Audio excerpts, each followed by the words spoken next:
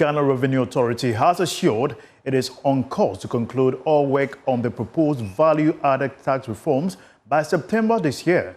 This is to allow for full implementation by the government in the 2026 economic policy and budget.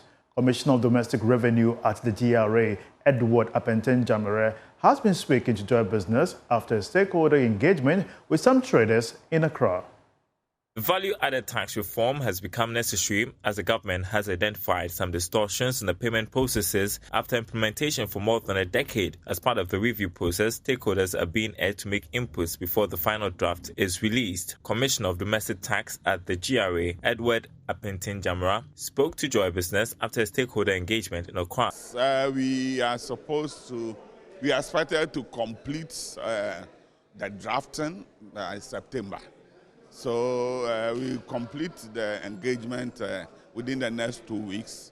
We'll start doing the draft. When we are done with the draft, we'll come back again, engage stakeholders for them to go through and see what is coming, what is in there, their input that have been considered. Those that we are not able to take on board, we'll provide explanations to them and come up with a document that will be acceptable to Ghanaians.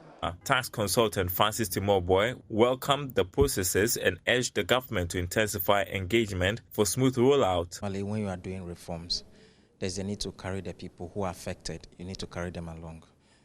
It's interesting, some of the comments that they are making, and it tells you that if you come out with a policy and you don't engage them, you are likely to face some challenges. So the unintended consequences, some fantastic ideas have been shared here, and I believe that the Ministry of Finance will consider those ones before they come out with their policies. One key thing that resonates with me is that the VAT system operates such that if you have sold on credit and you haven't collected the money, yet they expect you to come and pay. The question is, where do I get the money from?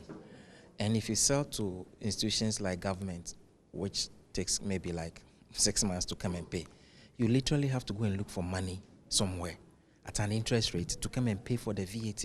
And these are some of the concerns raised by the traders. So I'm happy that it's coming up. We all have to, come together. Sometimes we ask them, what do they suggest? The reform is expected to improve VAT contribution to domestic revenue.